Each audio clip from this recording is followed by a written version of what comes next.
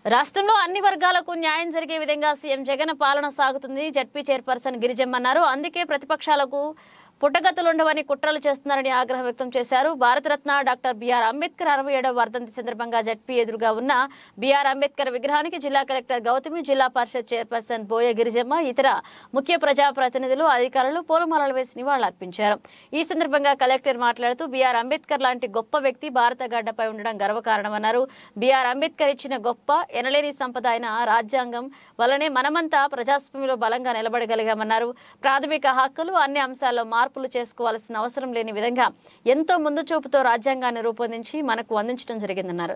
ఇక మరోవైపు గిరిజమ్మ మాట్లాడుతూ కుల మత రాజకీయాలకు అతీతంగా సంక్షేమ పథకాలను ప్రతి ఒక్కరికి అందిస్తున్నామన్నారు.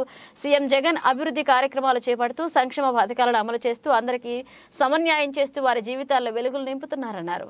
భావితరాలకి ఆదర్శప్రాయంగా నిలిచిన డాక్టర్ బిఆర్ అంబేద్కర్ గారి వర్ధంతి సందర్భంగా ఈరోజు మరి జిల్లానే కాదు రాష్ట్ర వ్యాప్తంగా కూడా ప్రతి ఒక్కరు ఆయనకి వాళ్ళకు ఉన్న ఏదైతే అభిమానం ఉందో అది ఈ విధంగా కూడా తెలియజేయడం చాలా గొప్పగా గర్వకారణం. అది అలాంటి ఒక వ్యక్తి మన భారత గడ్డ మీద మన రాష్ట్రంలో మనకి ఈ విధంగా జరుపుకోవడం కూడా చాలా సంతోషకరమైన విషయం.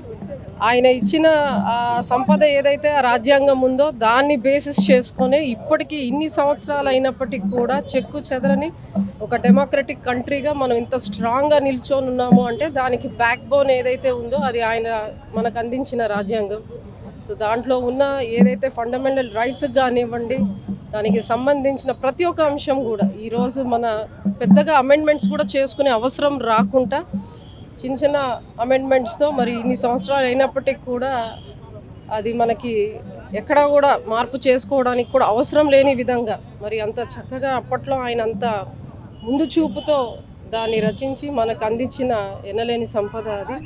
ఆ రోజు ఆయన వేసిన బాట మీదే మరి ఈరోజు మనం అందరం కూడా ముఖ్యంగా కూడా సమాజంలో సమానత్వం రావాలి అని చెప్పని ఏదైతే ఆయన పోరాడారో ఆయన ఆశించారో దానికి అనుగుణంగానే మనమందరం కూడా అడుగులు వేస్తూ ఒక చక్కటి సమాజం, ఎక్కడ కూడా విభేదాలు లేని సమాజాన్ని మనము సృష్టించే విధంగా ప్రయత్నం చేస్తున్నాము. అదేవిధంగా కూడా మనం ప్రభుత్వం తరపు నుంచి కానివ్వండి ప్రతి ఒక్కరు కూడా ఒక భావి పౌరుడిగా ప్రతి ఒక్కరూ కూడా అది మన బాధ్యత. అది ఖచ్చితంగా ఆ బాధ్యతను ఎప్పటికి కూడా విస్మరించాం. అలాంటి ఒక గొప్ప వ్యక్తి ఈరోజు ఆయనకి నివాళులు అర్పించుకోవడం కూడా చాలా సంతోషకరంగా ఉంది.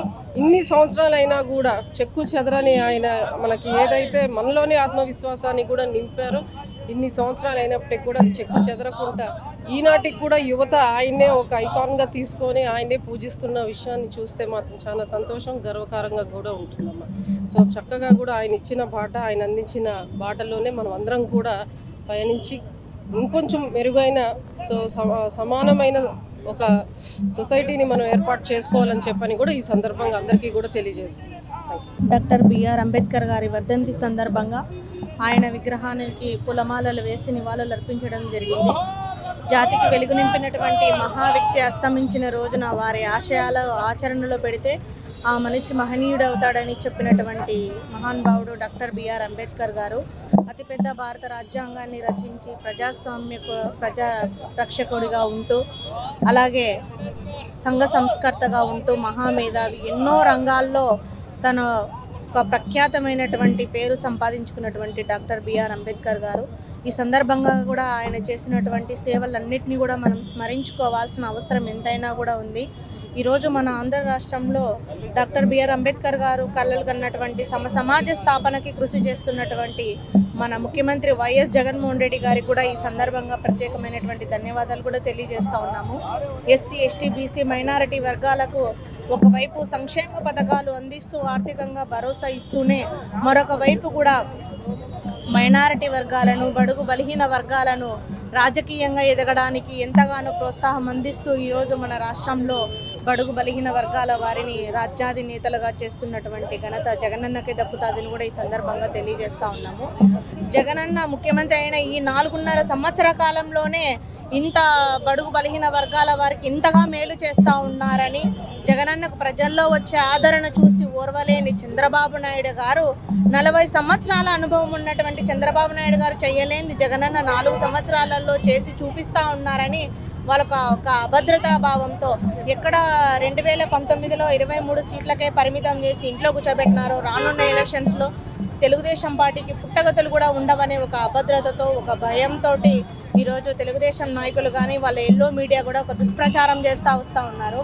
ఎంత దుష్ప్రచారం చేసినా ఎన్ని మీరు మాట్లాడినా కూడా మా జగనన్నకు బడుగు బలహీన వర్గాల వారి ఆశీస్సులు ఎప్పుడు ఉన్నాయి, ఆ భగవంతుని దీవెలు ఎప్పుడు ఉన్నాయి. రానున్న ఎలక్షన్స్లో కూడా జగనన్ననే మరొకసారి కూడా ముఖ్యమంత్రి అవుతారని కూడా మేము ఈ సందర్భంగా తెలియజేస్తాము.